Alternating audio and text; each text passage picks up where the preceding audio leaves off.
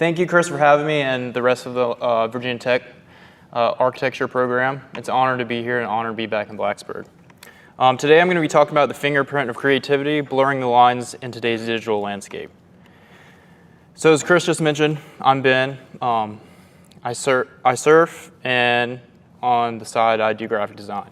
That's how I like to look at it, because I like to live life to the fullest, and for me, those experiences I get from life are what influence my work in graphic design.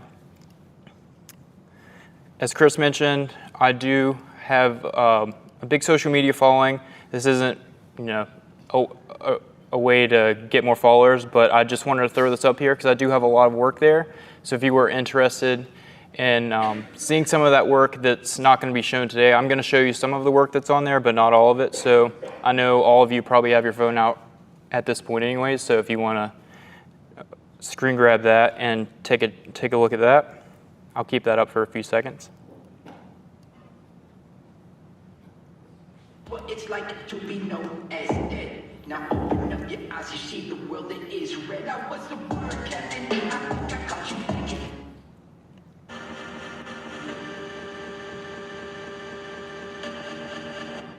So that's just a little glimpse into the work we're going to be looking at today. So as Chris mentioned, I started off here at Virginia Tech. I know this doesn't really look like me now, obviously, but this was me freshman year.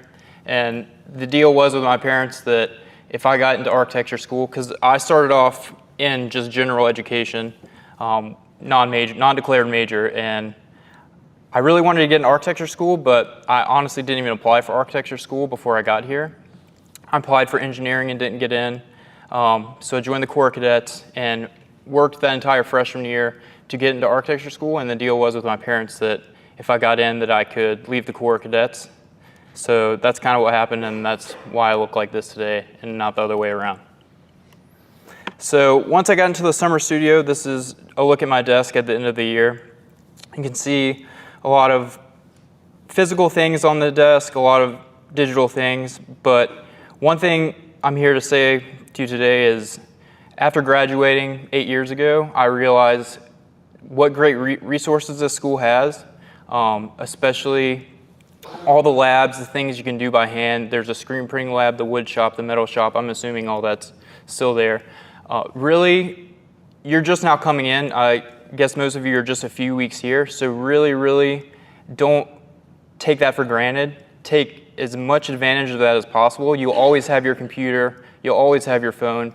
But you most likely will not have all those resources that are presented to you at this school. And that's probably the greatest asset that I had when I was here, is just learning how to do all those things that I probably would have never had the opportunity to do. And people always ask me why I went to architecture school and then now do graphic design. Well, I think through all these resources that are at the school, I learned so much more about design that I would have in graphic design school or anything like that. So if I could go back and do architecture school all over again and use those resources and learn the things I did about design and just have that hands-on experience through the labs, I would do it all over again tenfold.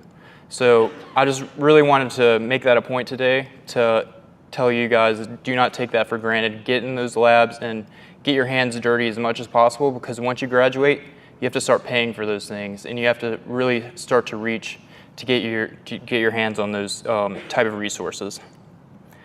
So this is me. This is my thesis work. I was in architecture school from 2013 to 2017. These are some of the sketches I did. I think this is a fourth-year project in Heiner Studio. And you can see I really like to develop my process from the hand, from sketches first. Having that connection from the pen to the paper is really important, not just going, you can get inspiration online, but I really think the connection is made through the process, through that connection of hand and paper. And then once you have that connection, you can go into the digital world and kind of start to apply those things that you have in your head into that space. So this was actually drawn by hand. All the technical details were drawn by hand and then Photoshop afterwards. I believe this is probably one of the first things I Photoshopped in 4th year. This was a project I did in Patrick's studio, and I'm sure Patrick's familiar with this model on the right because I think it probably weighed half a ton, and I think it sat in a studio.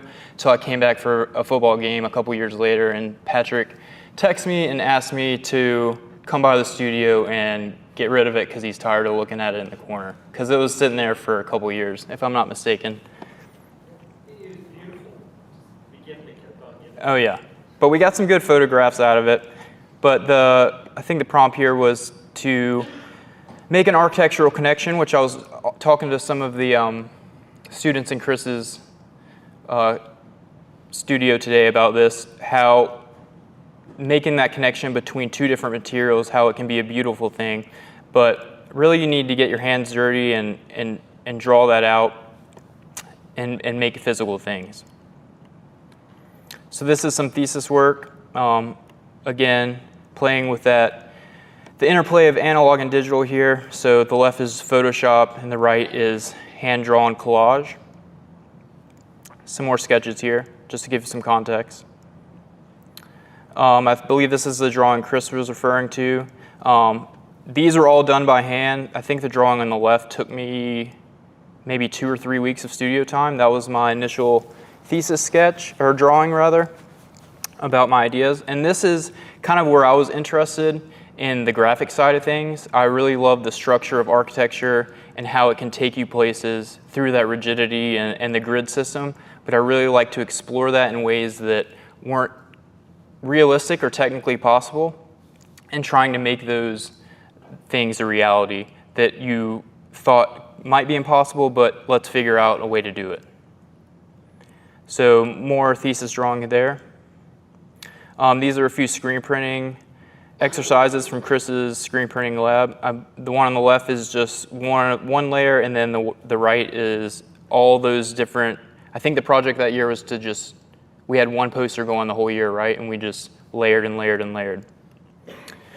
After I graduated, I decided not to go into the practice of architecture. And once COVID hit, I really decided to buckle down and learn how to do typography because I wanted to get into graphic design. I decided that year during COVID at my 9 to 5 that I would make a poster every day and post it on Instagram for 365 days.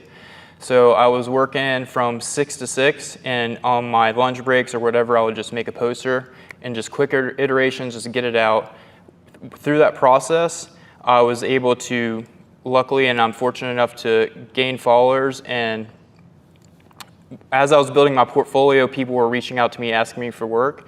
And fast forward to now, I use Instagram primarily as a source, as a tool to post my work, and people reach out there and hire me from there, from musicians to other design studios. But if you use Instagram, not as a personal matter, but as a tool to put your work out there, great things could happen that were unexpected. I never thought that posting those 365 posters that I would become a freelancer, but it kind of just gradually happened. So you have to put the work out there, you have to do the work to make things happen. So finding your fingerprint. So your fingerprint is that invisible thread running through all your work. It's the sum of your choices, your influences, your experiences. It's what makes your work yours. Some people might say this is style, but I would concur that your style has to be worked through the creative process. You have to create, but your fingerprint is within you. It's everything that you've experienced in life. You just have to tease that out through the creative process. But everyone here, sitting here, has their obviously individual fingerprint, but this is more metaphoric for, what's inside of you, your experiences that can come out in the creative process. And Rick Rubin says, look for what you notice but no one else sees. So again, you all have your own lens. Everyone perceives life differently. Find what you notice and really expand on that, and great things can happen for you. So what interests you in your mind? Photos, fashion, traveling, experiences, music, art, all these things you should be going out and experiencing. You should definitely be in the studio working towards your practice, but you should also, have hobbies, go running, exercise. All these things are going to influence how you bring that work back into the studio If you think of it as if you're a piece of technology, if you don't apply these updates to your life, if you don't go out there and get these updates, you're just going to be the same. But you need to really go through those experiences.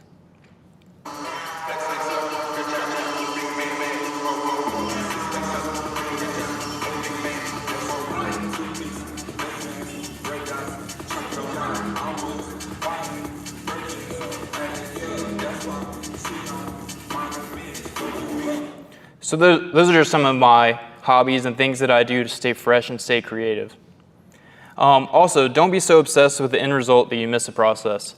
In today's world, and I can't stress this enough, everyone in industry and everything is so hyper-focused on the end result. We're moving so fast with technology that a new iPhone comes out every year and got to get the new iPhone or what have you. We're just so obsessed with the end result, and especially as designers, I think we're always thinking about how we can make this thing and how we can make it good, but we want to get to that point, but we don't think about how we get to that point. And how we get to that point is really important.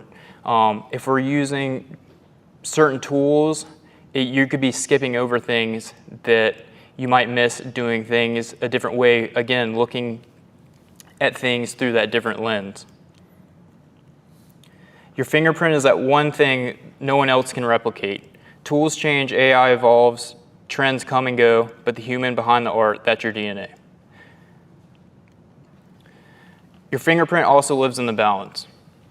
So in the analog world, when you're doing things and connecting with your hand and with your touch, that grounds your fingerprint, that establishes yourself.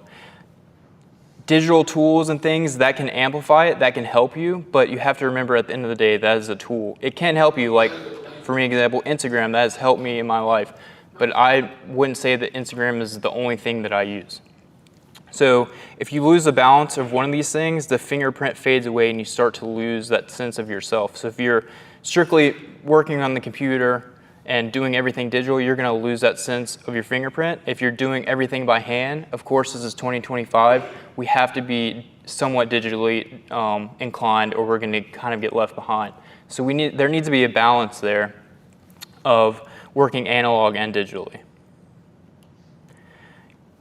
And again, like I mentioned before, your style is developed from your fingerprint through the act of creation, creating over and over and over and over again. So you will develop your style the more you create. You just have to do the work, the process. Style is not developed by just making something and having it look a certain way. You have to develop that style over time, and it's up to you and only you to develop that style. So this is a poster I made just to emphasize that. If at first you don't succeed, try and try and try again and again and again. So analog. Analog exists in the real life, tangible material. All of us are innately analog. We exist in the real world. We're not robots, we're not AI, we all exist. This is me when I was a kid playing with Play-Doh, existing in the analog world. When we work by hand, imperfection is inevitable, and that's the beauty of it. Each flaw is unique, impossible to replicate, and undeniably human. Those imperfections are what give the work its soul, allowing it to speak more deeply to other humans.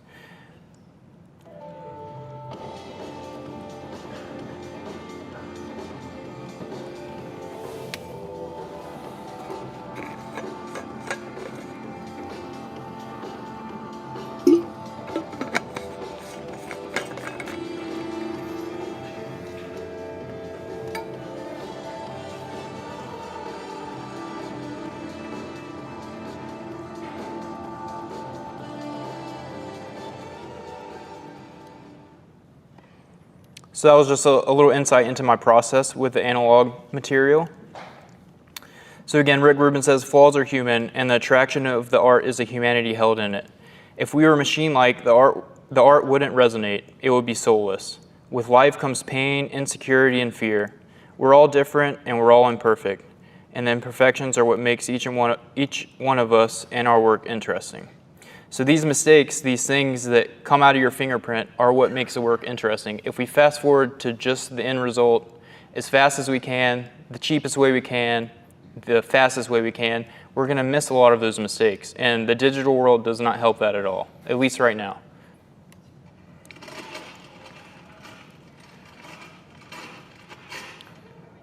So this is me in Rome. I went around and ripped off some of the wheat paste that were on the wall, and I thought it was super interesting to have these wheat paste materials and make artwork in that place. So again, experiencing that place and the culture and the textures and the place and making art from it. I think that's super interesting. So these are a couple of the collages I made from that. And you can still see architecture is always going to influence my artwork and graphics that I make today. I'll always have it embedded in my soul because I'm super interested in it. These are a few of the just free found artworks that I saw in Rome that year. So you can see all these artworks have a certain soul to them.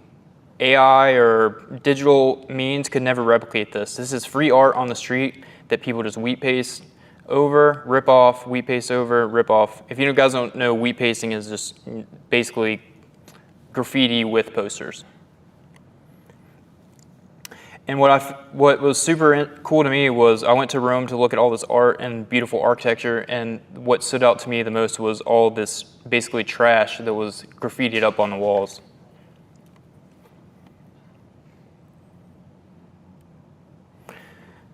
So now we'll get into some of my work. Again, taking those ideas of analog. So these next couple works are all made by hand after graduation, just again, personal work.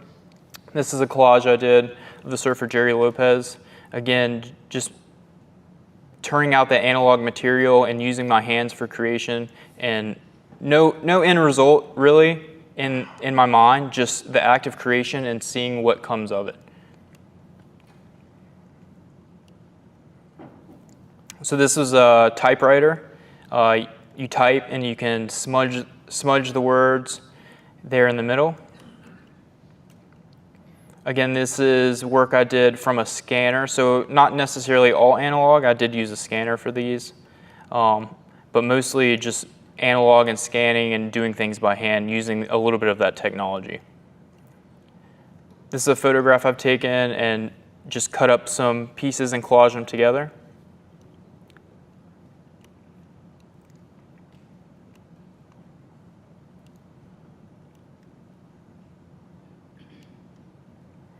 And what's super interesting to me as a graphic designer is, I think David Carson says, just because it's legible doesn't mean it communicates. I think for graphic design, typography for me, is the vehicle of the exploration. So if you relate it to architecture, it's a foundation, and what you do with that typography can either be really boring, or you can turn it into something that communicates. You, of course, want it to be legible in a certain sense, but you want the typography to communicate and invoke a feeling other than what the word says. So these are an attempt to kind of do that, and just by analog.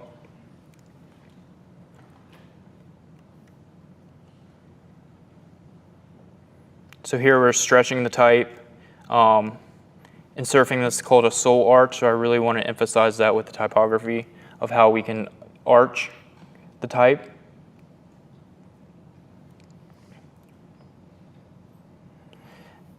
These here were created with a bunch of layers, so I printed off the letter K multiple times, I think like 10, 20 times, and then I printed them out on vellum, like transparent paper, and overlaid those on top of each other to get these results. Same thing with the G. But as you can see, these two were made exactly the same way. If you were to write it on paper, I did the exact same thing, but the results are wildly different because you're running it through that process of hand and through your style and through your fingerprint. And if you did that with technology, it would probably give you the exact same result with just a different letter. But these are, again, I want to invoke a certain feeling with the typography here that's not just the letter G. You get a raw emotion from that feeling. you understand that a human made this and it has depth and meaning to it other than the letter G. Because the letter G is boring, like who wants to look at a letter G? But when you add that human touch to it, it becomes a lot more evocative and you want to know more about it. So these are more some of the recent things I do, and you can start to see a little bit of the architecture influence in these and the diagrams and the physics diagrams and certain things that are embedded into these. And again, I try my best to tell a story with the artwork, with the details. You can see all the little details in there. I think that is a thing that has come from architecture school as well, is just really being hyper-focused on those details and how minor details on their own don't stand out, but as you build those up, it starts to tell a story in itself and starts to add depth and layering that you wouldn't really have if this was just, a generic, three-piece image. But the more texture and the more details you add in that, it just becomes more personable, and especially when you're adding layers of the human touch. So this is a poster I did for Nike and Tiger Woods. And again, you can start to see how I like to use these elements that start to tell the story of how the poster was made. So instead of just having Tiger Woods swing the club, I want to show how that works on a physics level. It might not all really make sense, but you can start to grasp how it might go together and how the poster might be made. That's one thing I really try to do is like, I don't want just you to see the poster and know exactly how it's made. I want you to look at the poster and think on how that was made and how that was achieved, and give little hints and clues through the details of how that was possible. So again, kind of the same thing there. All right, let's talk about digital. Digital, as an overarching statement, is a powerful tool that exists outside of ourselves. It's a way to edit our fingerprint. So emphasis on the tool. Digital is a tool. So this is my probably first experience with my aunt's laptop. I'm sure probably none of you have worked on a laptop that looks like that.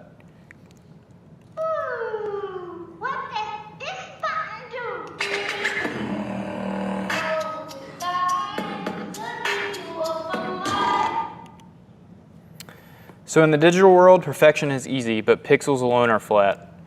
The computer is only a tool, and when everyone relies and uses the same tool exactly the same way, the work universally becomes boring and repetitive. So as we progress and as digital tools progress, they're getting easier and easier to use and more user-friendly, but me and Chris were actually just talking about this. They're so user-friendly, we don't even know how they operate, know how they work.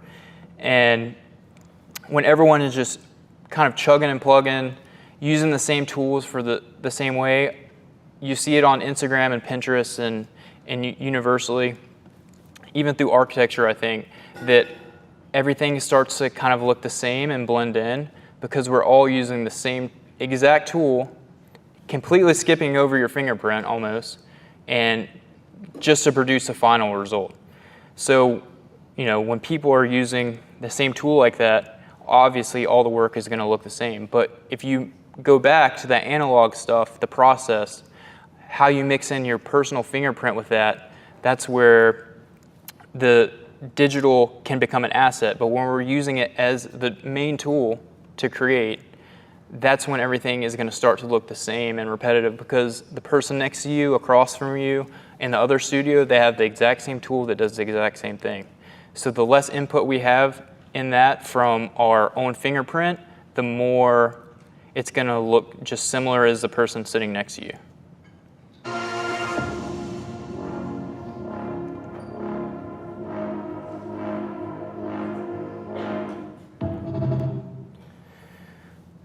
And as I said, however, digital tools give us the option such as infinite layers, allowing us to create in ways that are not possible by hand. So on the flip side of that, I'm not going to sit here and trash digital. There's definitely uses to digital, but to me, you have to look at it in a way that you have to understand it first, and then you have to look at it in a way that other people aren't necessarily using it for what it's used for. That's how I look at digital. It's not just use it how it's designed for. It's looking outside the box and figuring out ways to use the digital that no one else is doing. It goes back to that Rick Rubin quote of see what other people can't see and go with that. So I had an idea.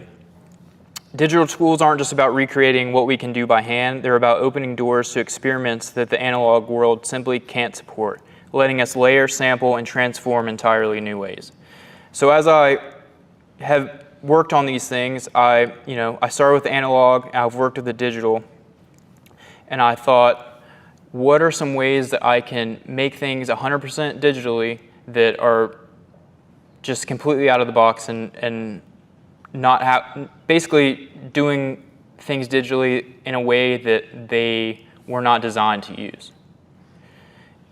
And also with digital, you can design down to the last pixel. That's what I find really interesting about it. You can like really zoom in far, and that just goes back to what I said about details. And I think that is one of the positive things about digital work. So for this, these couple of next experiments, what I did is these are broken down actually further than this, but I had merged a Photoshop layer so I couldn't pull them out. But these are actually all digitally created assets that started off as a square, and they were just repeated. And that's what I was saying about digital tools doing things that you can't physically do by human hand. It would take me, I probably could do this by hand, it would take me probably a year to do it because there was probably 2,000 different layers when it was all said and done. So these started off as just a square, and they were just cut and manipulated and layered and layered and layered and layered on top of each other.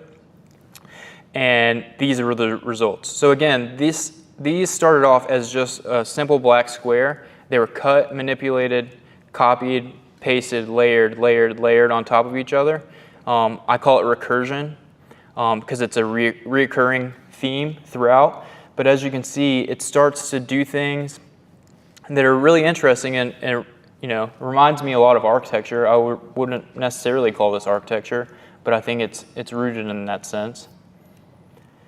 And again, this is the same thing. These are all made with the same elements. It's honestly a matter of chance the way these things happen. It's just where they were cut, where they were copied, where they were pasted.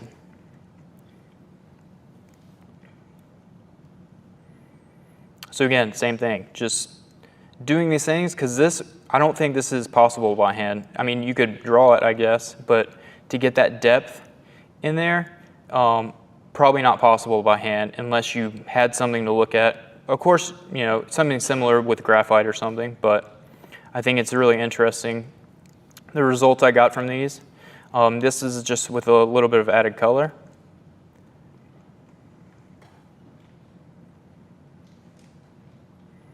This is more leaning into that architecture. I was like, what would this look like if I tried to just design a building, a section of a building with this mindset? And I added a few graphics into these, granted, but this is, again, all the same square, starting with just that little simple black square, all these different results.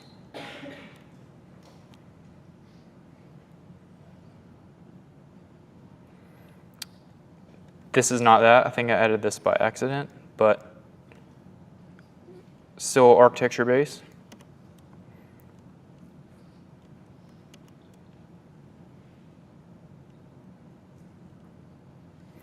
So going off that same notion, I was like, what else could we do in the digital world? Something that is available to me as a tool, but really isn't meant for that purpose. So I was like, what would happen if I just screen recorded different processes? And again, that's what I really like to show in my work is how I got to that point. I like to give little clues and hints here and there of how the process works and the foundation for the work itself, and having that displayed graphically in the work somehow. So how could I show all that in a way that the digital tool is not intended? So these are all just screen grabs of different screen recordings I did of me like working on Photoshop, doing different things. And these are kind of some of the results, again, just layered and copied over each other.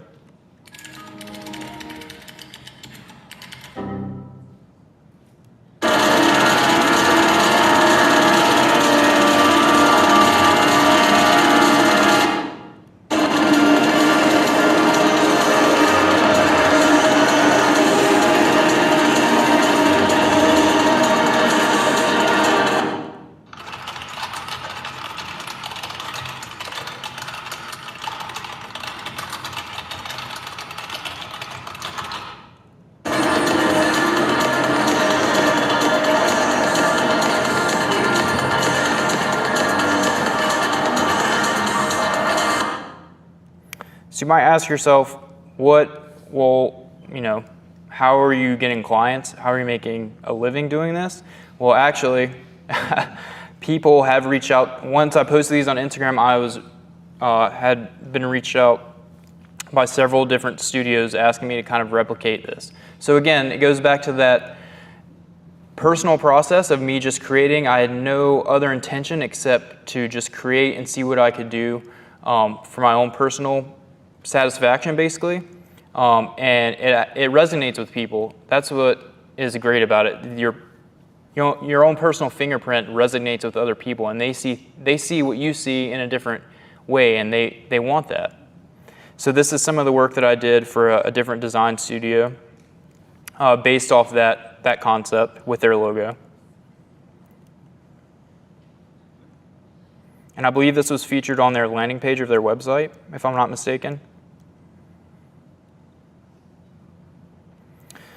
So that brings us into digital. So we've looked at analog and we've looked at digital. After working with both these mediums for years, I realized that kind of the sweet spot of those two things are when you combine them both. Because we live, where we're at today in the world, we're really rapidly advancing with technology, and a lot of the analog stuff is just being left behind or forgotten. So I really don't want that analog stuff to be forgotten, because I think it's super important and it should never be forgotten. It should be preserved and live through the work, but we obviously shouldn't just, forget that we're advancing, and we should still keep the digital work. So the combination of analog practices and digital tools to create a new language designed to feel human in an increasingly digital landscape. So like I said, we're here. I think we really, in the last 10 years, have really moved far right, and I think you see it now with a lot of different things.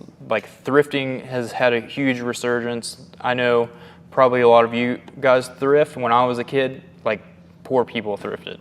But now it's like a trend because people want to go back to those old things, those well-made things, those well-crafted things, and that's what we're losing in the digital world, is we're losing that craft because we're missing that human fingerprint on things because everything's so flat in the digital world. So I think bringing it back to the middle where we can combine those analog practices with the digital world is really important. So what if we're living through a digital renaissance, not defined by new tools, but by our hunger to reconnect with what feels human? And technology is a design language that helps us communicate in new ways. I don't say please, I don't say thank you. Just do what I want, and if you want to with me, better have what I want. I don't say please, I don't say thank you. Just do what I want, and if you want to with me, better have what I want. I don't say please, I don't say thank you. Just do what I want, and if you want to with me, better have what I want. I don't say please, I don't say thank you. Just do what I want, and if you want to with me, better have what I want. So you can see in that process video, it's a combination of a lot of different things. Analog from the book, different design languages through coding, text. I use AI in that. I use scans from books. So kind of a combination of all those things. And that's what I've really started to bring into the work. And this is where my style has started to develop through all that iteration of digital work, through analog work. It started to collide into this style that I'm known for today, and why I get hired for my work through Instagram is because of this collision of the style of analog and digital, and that is how I've developed my fingerprint. So again, I take all these text elements from different programs like Photoshop, and I put them into my designs, into my work, and that is one design language. And then you have the regular design language, English or typography. That's, to me, is just the vehicle for these other explorations, though. So again, going off that thing, showing those details, showing those different elements that were forever and constantly being exposed to more and more and more, those digital elements, exposing the grid, showing how those things work in a stagnant way, because it's just a still image, but I really, again, emphasize how I got to that point. So I could have left, the blue text box out where it's getting dragged and just left the skewed text in, but that wouldn't really show the process. So I really like to show in a highly detailed, refined way of how I got to that point. So this is some more work. This was actually, I believe the angel was a AI image. So again, I'm not opposed to using tools, digital tools, but it's just in a way that can be related to back to the human touch. So I believe I AI'd this and then printed it out, scribbled over it. Whoops. Printed it out, scribbled it over it, put it in Photoshop, and added all these elements. So this one is just straight Photoshop, lots and lots and lots and lots of layers. So I've also tried to develop a style where I can, since I've done so many things by hand, through analog, I've built up this library of textures, and I know how those elements react. I know what things look like, what looks best, and so I've also tried to develop into my style, because you're not always going to have a full studio, like I said, of all these different analog materials and resources. So it's also good to know how to do things purely digital that goes back to your style and back to your fingerprint. So this was done fully, 100% Photoshop. Again, just some more work, bringing out those elements.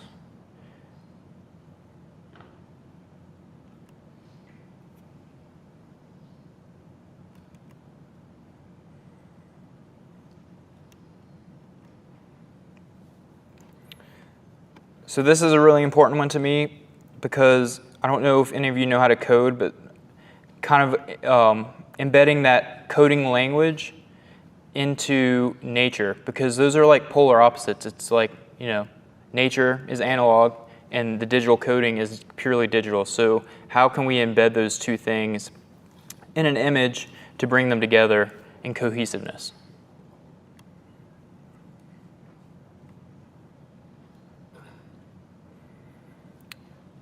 And again, taking a classical painting, the girl with the pearl earrings, breaking that up, using those different text elements, those different Photoshop elements, and those digital elements to really tell a story of how I got here in new and exciting ways.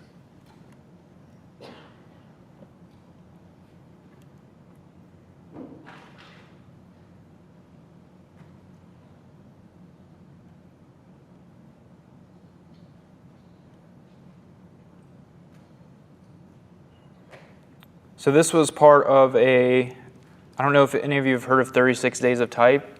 It's a challenge on Instagram they do every year. I would encourage any of you to do it, because I experienced really powerful growth during that 36 days, where you start with ABCs and you work through that, and then the numbers. For 36 days you post, and they curate it and they pick some of their favorites and post on their page. But it's a really great challenge with other artists and designers on Instagram, where you can see other people's work, and everyone is starting with the same thing. You're starting with the letter A. Everyone has the same base material, but everyone is running through that their own personal fingerprint, and it's so exciting, and I'm always excited that time of year to see how that one thing is just displayed so differently through everyone's creative work.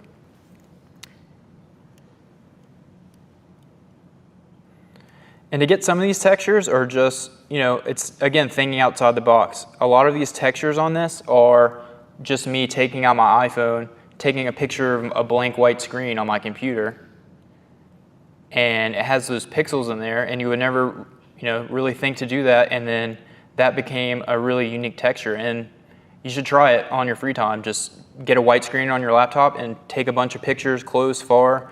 It has some really unique results because it's different every time. The pixels get bigger, more spread out. And these all were just, again, a way to explore how I can combine that analog and digital. And I think this one is one of the more powerful ones because it really obviously shows the yin and yang of that.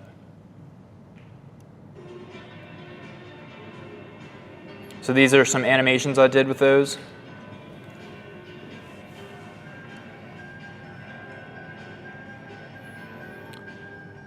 So all the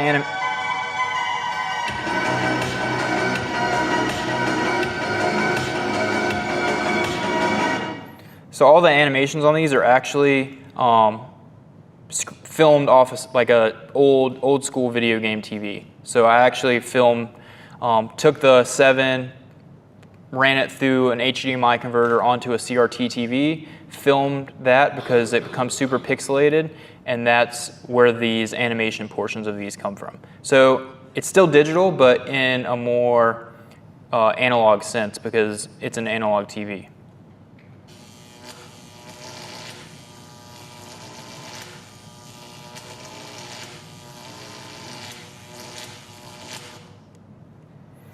So that was all personal work. Let me show you some professional work, I guess. This was a NFT project that I worked on with Monotype and Helvetica with 20 other graphic designers and artists. It was displayed in 2022 in New York near Times Square. That's the actual photograph of the project. I was surprised enough that my work was featured on It's Nice That, the website, creative website on the front cover. I think that my images were actually displayed twice. But basically, they released a new version of Helvetica Now, and so they curated these artists, and kind of the same thing as the 36 Days of Type. They just wanted them to start with a basic typography as the base layer and go through their different filters and use the typography to their style.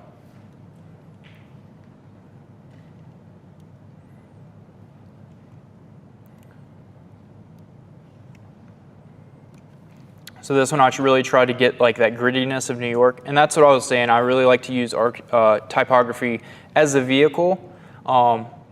You can just write NY, but I really like that the typography is a vehicle for the expression. So just adding these textures and the layers, the work becomes a lot more interesting, and just makes you want to look at it longer.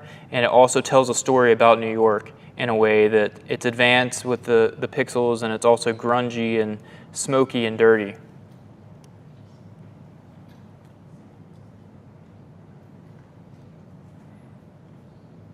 And again, that was a strictly analog piece. So this is a project I did with Armada Skis. They're a downhill snow ski company. This is actually based off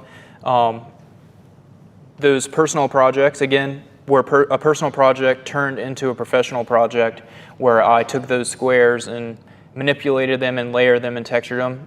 The owner of Armada saw that on my Instagram, contacted me, and I ended up making these ski designs for him, and I did all the branding, the packaging.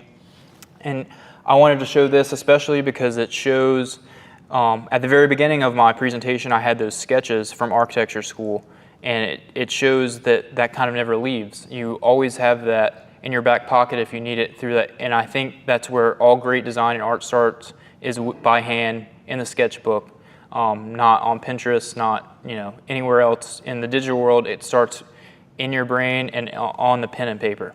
So that's where this project starts as well. That's where most of my professional projects at least start.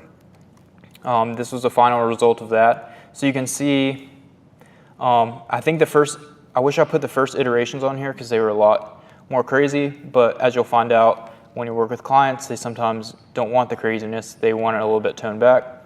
So this was the result of that through that just for fun project that I did where I was repeating the squares.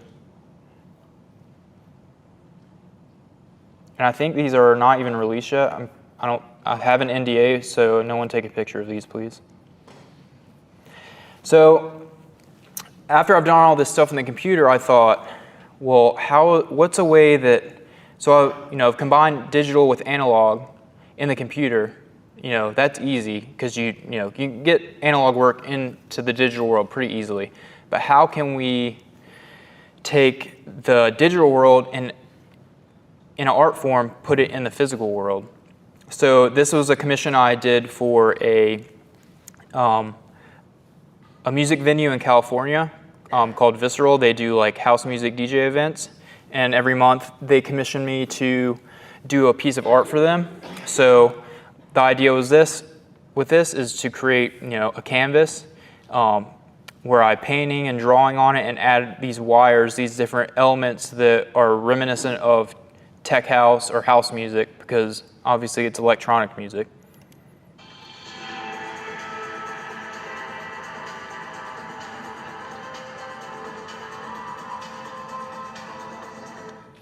So right now this is just where it's at. The wires are obviously not connected to anything. What I'm working on currently in my current projects are to add little screens and do some coding to actually have these electronics work and make sounds, have speakers on there, and bring, again, that technology into the physical world.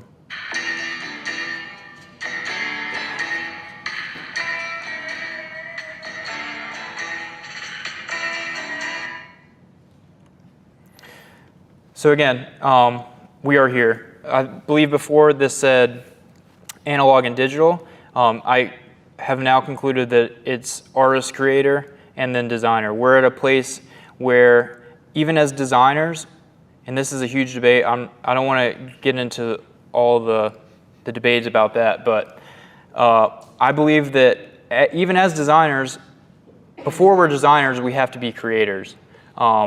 We have to find our fingerprint through the creation process. And to me, design is kind of the end result. It's how we communicate. Very important, obviously, but it's how we communicate what we create. It's not what we create. So again, try to break it down even further. An artist, creator focuses on self-expression and exploration. The goal is to create something meaningful, evocative, or personal. Often without constraints, the process is exploratory, experimental, and open-ended. A designer focuses on communication and problem solving. The goal is to convey a specific message or achieve a practical purpose, often for an audience. Designers shape, refine, and edit their work to be clear, functional, and intentional. So going back to this, your fingerprint is that invisible thread running through all your work. It's a sum of your choices, your influences, your experiences. It's what makes your work yours. So that's your style. You, by definition, are artwork through your experiences. And I'll just leave you with this. Virgil Abloh says, design is how we edit the message to communicate the idea, not the creation of the thing itself. So if Virgil says it, it's probably relative. So art is our soul, raw, tactile, and unrestrained. We are analog by nature.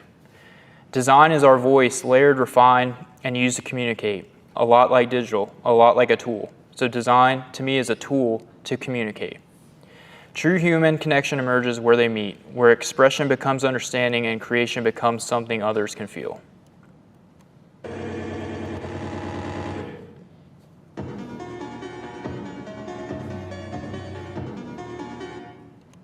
Thank you.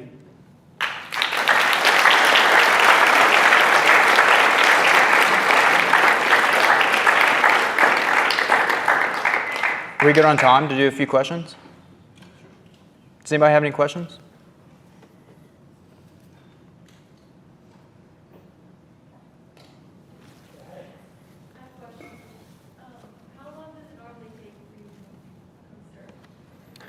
When I first started, when I was doing the 36 days stuff, or when I was doing one every day, obviously I was working and stuff, so maybe a few hours, but I mean, some of them, it just depends really on the complexity of it. Usually maybe like 4 hours, sometimes days, but usually they involve like, I don't know how many layers, like 1,000 layers maybe in Photoshop. And I know y'all are all coming into the school now, and I'm not sure even if you're that familiar with Photoshop or not, but 1,000 layers is a lot. I definitely paid a lot of money for my laptop to be able to have Photoshop not crash on me all the time.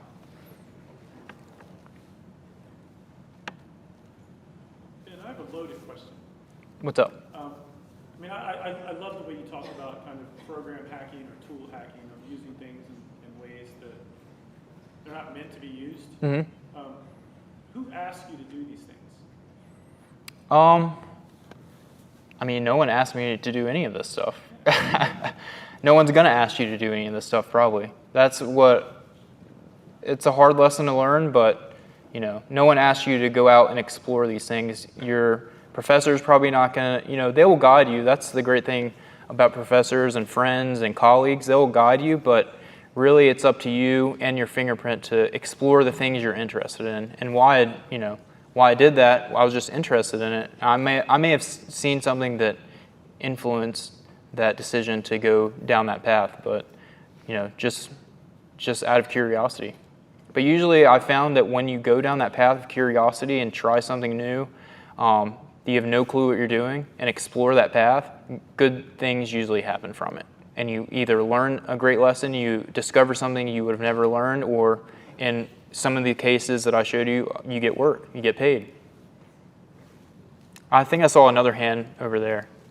Yeah, I find your work very interesting, but I wanted to know if you had an interest in graphic design before you entered architecture, and kind of the process of design kind of solidified that, or if you found that through the program? Yeah, good question. So I think I've been, you know, my whole life been creatively inclined. I've always just loved to create and get my hands dirty. I wasn't really even kind of aware of graphic design as a profession per se before I came to Virginia Tech. I just knew that I wanted to do architecture school because I believe that it's probably, you know, just a better program to learn design in general. And I think through architecture, and I think somewhere around like 4th year, and when I learned Photoshop is probably when I really started getting interested in graphics, and I thought, well, I would be spending more time like photoshopping stuff than I would, you know, focusing on architecture as a practice, I guess. But I think that's architecture is the foundation for what I do today. And like I said at the beginning of my talk, if I could go back and go to architecture school again and still do graphic design afterwards, I would do that 10 times. Because I'm just telling you, you're in a great program, and you really need to, you know, use those resources that you have at your advantage.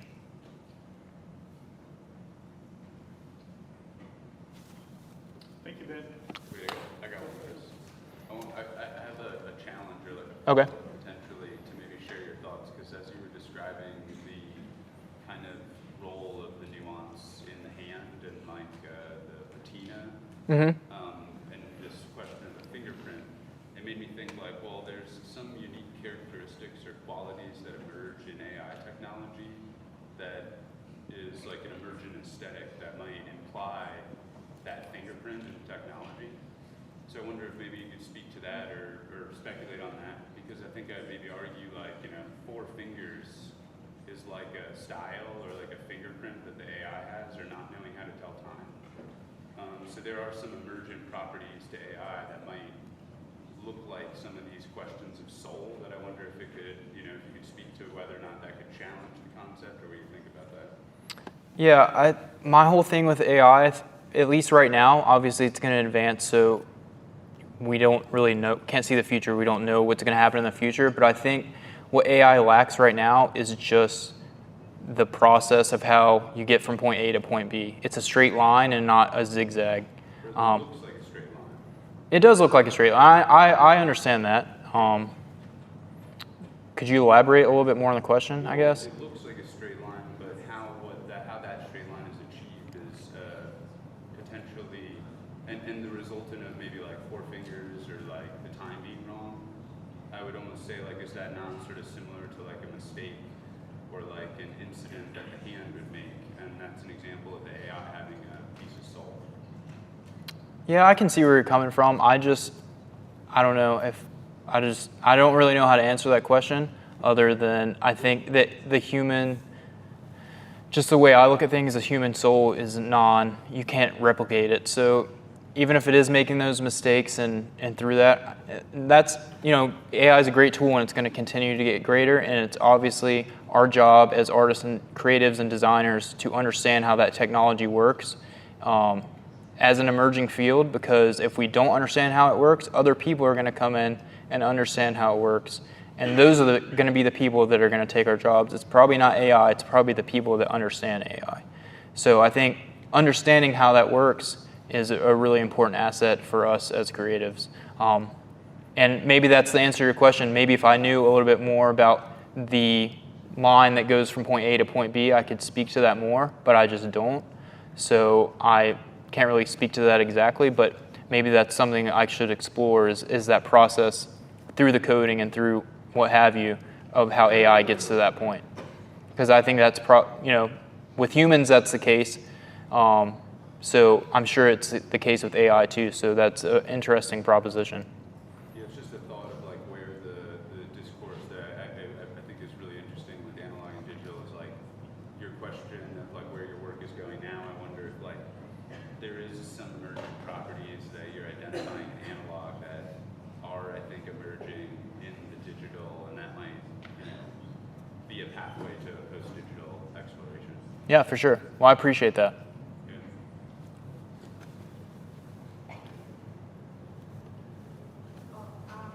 How did you get into the design and coding? What is more like the coding aspect of it? Like the coding, Yeah. I guess just using, for me, it was just a question of the coding as a language, as a way to communicate, and I wanted to represent that in a different way visually, I guess, in combination with the analog. Ben, at the beginning of the presentation, you mentioned the importance of the design process. Mm-hmm. So, if it's possible for you to describe the connection between your brain and your soul using analog or digital. And I'm going to explain an example that maybe you understand. Mm-hmm. You're a surfer, Mm-hmm. right? Mhm. So we have a connection between the body and our soul because we're having a feeling Mm-hmm. and we are with an external element that is moving and changing, that is the wave. For all this, we have a connection that it could be a little bit, I mean, just a surfer can describe that sensation or that emotion or that connection. But in my opinion, when I use an owl, my brain is working in a different way and it's having a different connection with my soul depending which tool, an owl tool I use, or even if I use a digital tool like Photoshop or Rhinoceros, etc. So my connection is different. Is it possible for you to describe this connection or not? In terms of the design process, okay? Well, I think that just goes back to having that connection. That's a good question, because I think that connection is like that for me sometimes, where it feels really disconnected, where I feel really disconnected from the work and I feel like I make crap work. And usually when that happens, I will just put the work down, leave it alone, and go have those experiences that are completely unrelated to that, whether it's traveling. Surfing is a really big one for me because you have that connection to the mind, body, soul. You know, the water is coming from the earth. You're being powered by Mother Nature, basically. And I don't know what that is, but that, for me, re-nourishes that connection between my mind and the analog when I'm feeling like it's disconnected, is going out there and having other experiences and getting that fresh perspective on life. And it doesn't have to be surfing. It could be going to a show, to see some music, to go on a run, just go walk, touch some grass, go outside, like put your phone down. I think that connection, there's no science. I mean, there probably is science behind it, but it's kind of like a spiritual practice that comes back into the work without explanation, I guess. Does that kind of answer your question? Yes, I just want Yeah, for sure. your perception, your perspective about that. Yeah, and that's why I put that at the beginning. It's just like, I feel like you need to have those experiences to make good work that you're happy with, to have that connection with the work, because it comes from inside your soul. Mm-hmm. Thank you, Ben. Thank you, Chris. Thank you, guys.